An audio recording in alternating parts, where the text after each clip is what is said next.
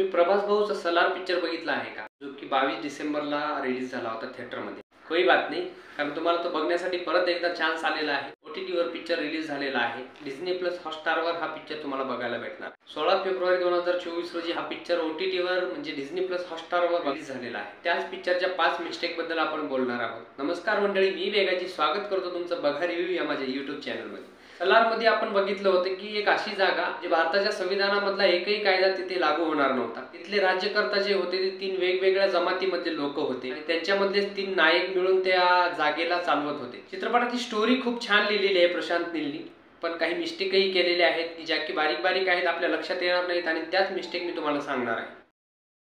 देवा भाऊने वर्धाची नथनी वापस आणल्यामुळे तिकडे रुद्रा रागामुळे एकदम भडकला होता आणि त्याने देवाला मारण्यासाठी त्याच्या घरी गुंडे पाठवले। हे गुंडे येणार आहेत हे आधीच देवा भाऊला माहिती असल्यामुळे त्याने आपल्या आईला घरामध्ये कोंडून ठेवलं आणि दरवाजाला मोठे मोठे खिळे ठोकत बसला होता। बाहेर मुसळधार पाऊस चालू होता, तेवढ्यात गुंडे आले आणि दरवाजा तोडून आतमध्ये गेले आणि देवाच्या आईचा हा पदर पकडला। तेवढ्यात एंट्री झाली आपल्या वर्धा भाऊची आणि त्याने देवाला सोडण्याच्या बदल्यामध्ये आपल्या हातामधली सर्वात श्रेष्ठ जे कडं होतं ते कडं त्या गुंड्यांना देऊ केलं आणि त्यांना सांगितलं की तुम्ही इथून निघून जा आणि ह्या गोष्टी कोणाला माहिती झालं नाही पाहिजे। देवा आपल्या आईला जाऊन मिठी मारतो, देवा रडतो, आई रडती, इमोशनल सीन आहे खूप। आता तुम्ही म्हणाल की यामध्ये मिस्टेक काय आहे? छान प्रकारे इथं सीन क्रिएट केलेला होता, पण एक मिस्टेक झालेली आहे, ती मिस्टेक मी तुम्हाला सांगतो। देवाला मारायला गुंडे येतात, बाहेर जोरदार पाऊस चालू असतो, गुंडे आलेले बघून देवा अंगणामध्ये जातो। साहजिकच पाऊस पडत असल्यामुळे तो ओला चिंब होतो, पण जेव्हा ते गुंडे गेल्याच्या नंतर आपल्या आईला बघायला देवा घरामध्ये जातो तेव्हा तो एका शॉट मध्ये पूर्णच्या पूर्ण कोरडा दाखवलेला आहे, म्हणजे त्याच्या अंगावर एकही पाण्याचा थेंब दिसत नाही आपल्याला तिथं। परत दुसऱ्या अँगलनी ज्या वेळेस कॅमेरा फिरवला जातो आणि त्याला दाखवल्या जाते तेव्हा मात्र त्याच्या अंगावर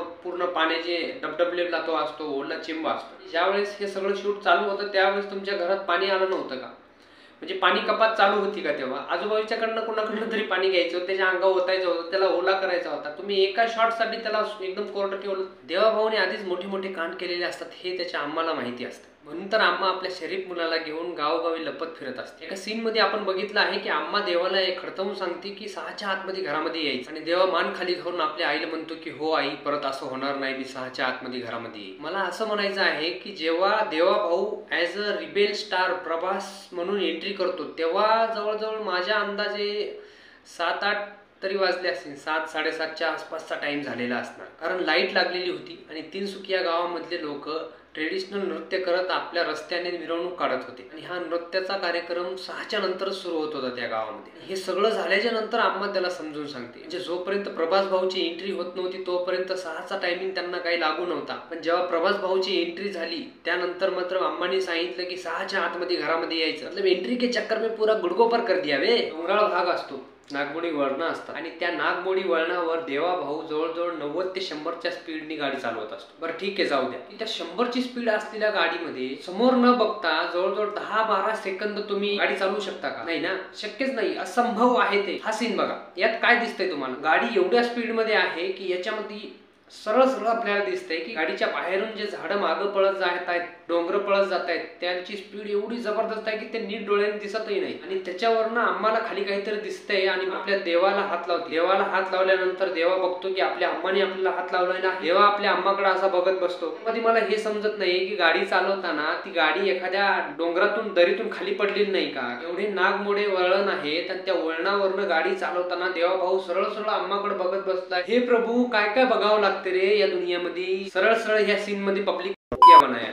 बरं तेही जाऊ द्या, ज्या डोंगरावरनं देवा जात होता तिथून खाली बघून आम्हाने सांगितलं की गावामध्ये कुछ तो लोचा चल रहा है देवा। देवा भाऊनी गाडीला ब्रेक लावला आणि गडाच्या एका कोपऱ्यावर जाऊन थांबला। तिथं थांबून त्यांनी त्याच्या गाडीमध्ये जे काही मिसाईल वगैरे भरून ठेवलेल्या होत्या, बंदुका भरून ठेवलेल्या होत्या, त्या सगळ्या बाहेर काढल्या आणि त्या गावामध्ये ट्रक होते त्या ट्रकवर जाऊन उडवल्या, बरोबर। पण ज्या जागेवर भाऊनी गाडी लावलेली होती त्या गडावरनं खाली बघितलं ना, कॅमेऱ्याच्या सहाय्याने पण ते गाव व्यवस्थित दिसत नव्हतं। त्या कॅमेऱ्यामधून ते गाव दिसत नव्हतं, पण आम्हाला एवढ्या जबरदस्त, एवढ्या दूरून म्हणजे 3-4 किलोमीटरच्या दूर अंतरावरनं आम्हाला ते गाव दिसलं की गावामध्ये काहीतरी झालेलं आहे आणि त्या मुलीवर हमला होणार आहे आणि त्याच्यामुळे आपल्याला त्या गावामध्ये परत जावं लागेल देवा, आणि तू चल देवा, नाहीतर गाडी इथं कुठेतरी लाव आणि त्यांच्यावर हमला कर, असं देवाला सांगितलं। माझे डोळे एकदम चिल की तरह आहे, म्हणजे आम्हाला काही दिसते, बहिरससाण्यासारखं। बहिरससाना एकदम वरनं जाऊन असं बघतो बघतो आणि खाली उडी मारतो, पाण्यामधले सगळे काही मासे बिशे आहेत तो वरनं टिपतो आणि खाली घेऊन येतो, म्हणजे त्या प्रकारे आंबा आहे. असं झालंय. आपल्या मराठीमध्ये एक कहावत आहे की उंटावर बसून मेंढ्या हाकणे.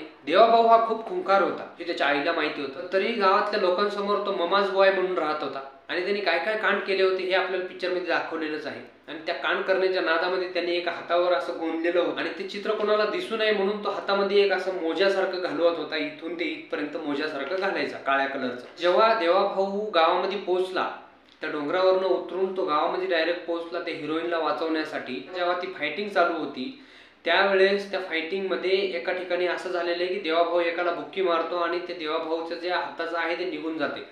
तर थोडक्यात असं आहे की ते हाताचं निघताना असं ओढून निघलं पाहिजे, कारण मोज्यासारखं होतं ते असं ओढलं की निघलं पाहिजे होतं, पण तसं न होता त्याच्यामध्ये ते असं पट्टीसारखं गुंडाळलेलं होतं ते निघत होतं.